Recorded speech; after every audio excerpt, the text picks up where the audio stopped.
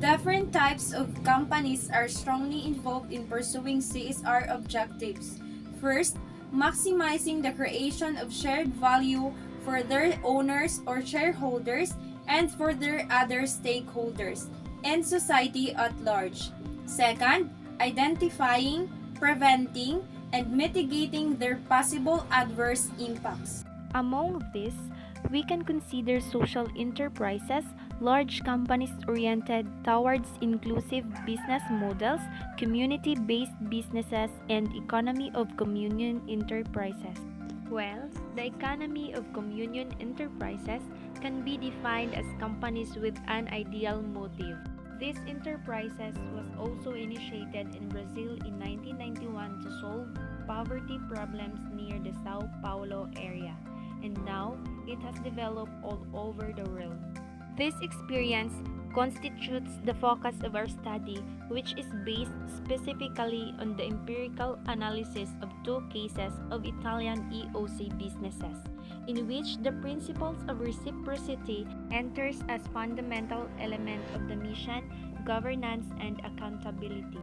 On the other hand, in relation to the consistency of the EOC phenomenon, the study contributes to offer insights on the relationships among CSR, governance, and accountability, and on the coherence of their governance according to the project guidelines. CSR, in the last few decades, corporate governance received more and more attention due to the various reasons, among which are financial scandals and the more recent global financial crisis on the scientific level. Within the ample campus of study dealing with the corporate governance, enterprises governance has been introduced in the attempt to bridge the gap between corporate governance studies and business success literature. Enterprise governance refers to the system of responsibilities and practice exercised by the board and executive management with the goal of providing strategic direction, ensuring the objectives are achieved, asserting that risks are managed opportunely, and verifying that organization resources are used. Responsibility. Briefly, the system of corporate governance is conceived in the term of system decision-making process and internal control, configuration and assessed and related to the matters.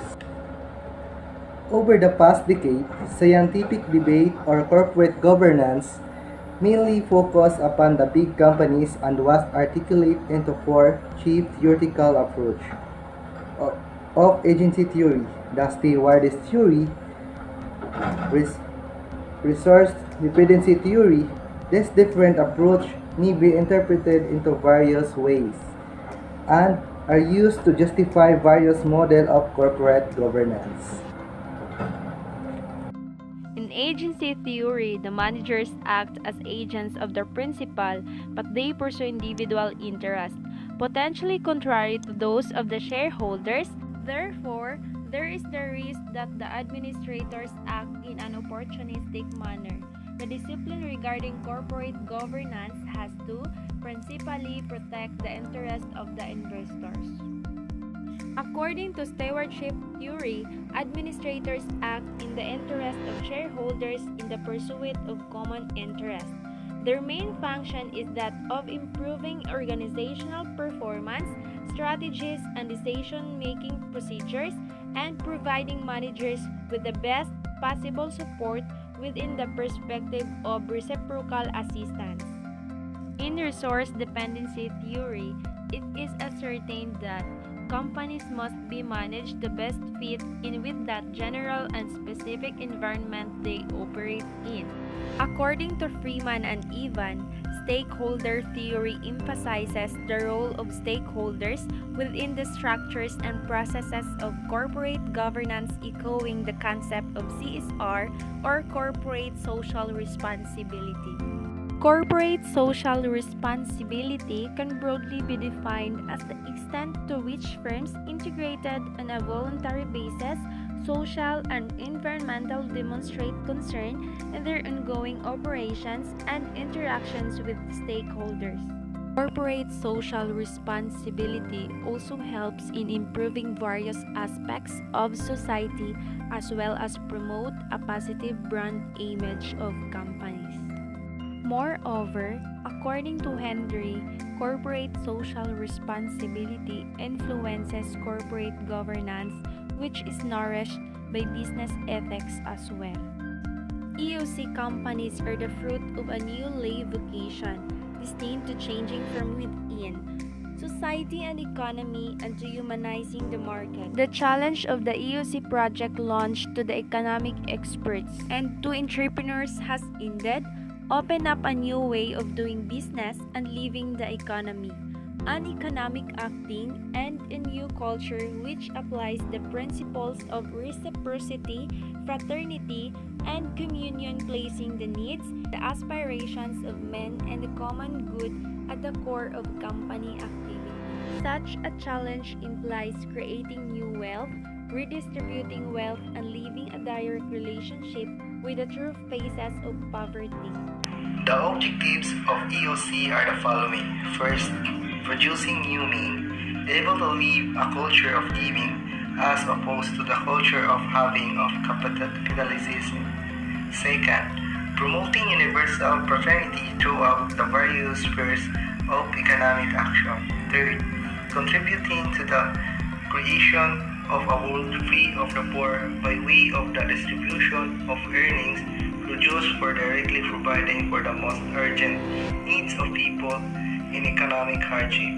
For promoting relationship of reciprocal trust within the company itself as well as with its stakeholders, consumers, suppliers, competitors, local and international community, public administration. For living and spreading a culture of giving, of peace, of legality, of attention to the environment. An important tool deriving from the principle of communion is the communion of soul, whereby the difficulties and joys in achieving aims and objectives are communicated. Colloquium is a tool that involves deep dialogue where calmness and tranquility are called upon. A face-to-face talk to resolve doubts, starting the journey again with heightened tenacity. A journey is referred to more than managing. The time of truth is a further tool of communion regards, which is not simply a correction of a mistake committed by a subject, whether an employee or external collaborator, as much as path which allows him to improve in qualitative terms his relationships with work, with colleagues, and with the company.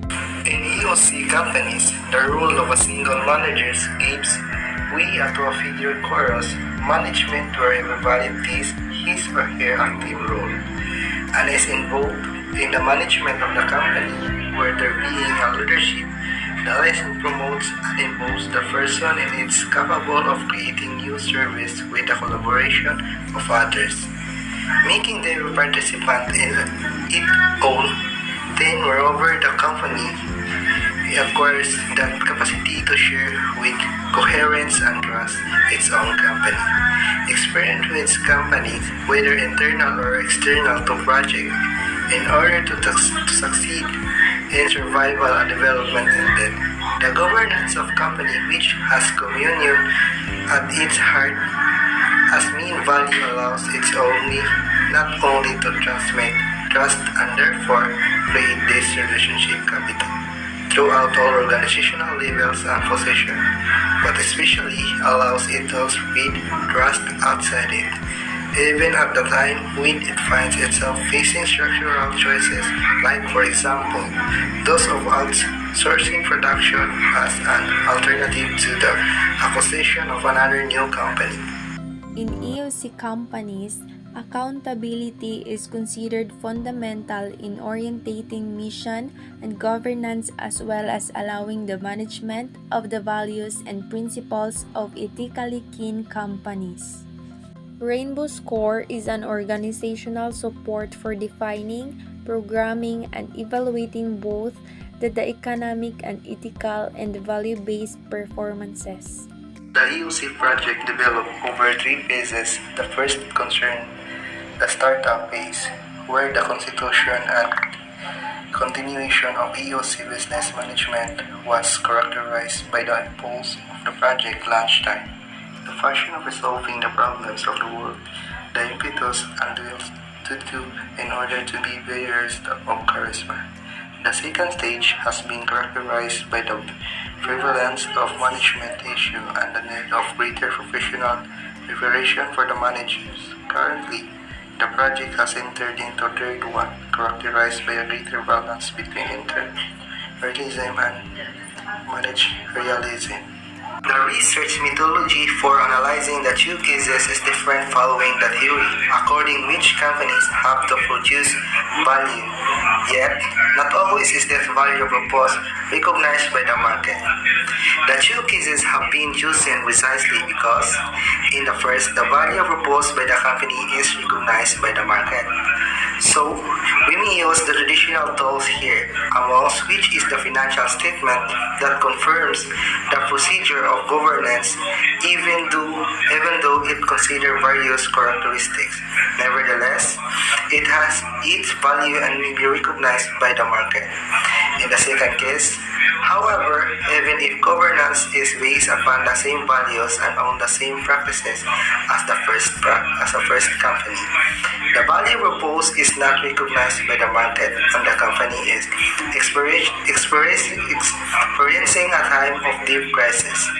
In this case, therefore, we adopt evaluation model different from the preceding one, so we may better understand how wide the gap is between these two values.